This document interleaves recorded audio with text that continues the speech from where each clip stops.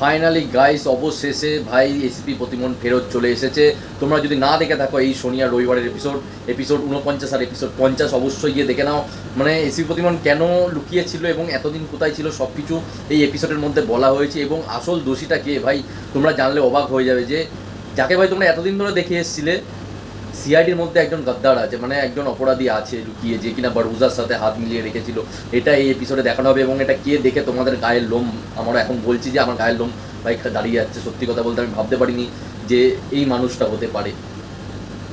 ভাই সন্দেহ তো অনেক লোকের উপরে হচ্ছিল, কিন্তু ভাই এই মানুষটা যে হবে এটা ভাবতে পারিনি, কল্পনা করা যায়নি। এবং হতে পারে এর পিছনে অন্য কোনো স্টোরি আছে যেটা আমাদেরকে আগামী এপিসোডে দেখানো হবে, আগামী 10-15টা এপিসোডের পরে। ঠিক আছে, যে সে কেন এরকম করলো, মেন কারণটা কি, মেন রিজনটা কি। কারণ সে এরকম করার লোক নয়, তাদের বন্ধুত্ব অনেকটা গভীরের বন্ধুত্ব, যার কথা বলছি তোমরা বুঝতেই পেরে যাবে এপিসোডটা দেখলে। অবশ্যই গিয়ে দেখো এপিসোড।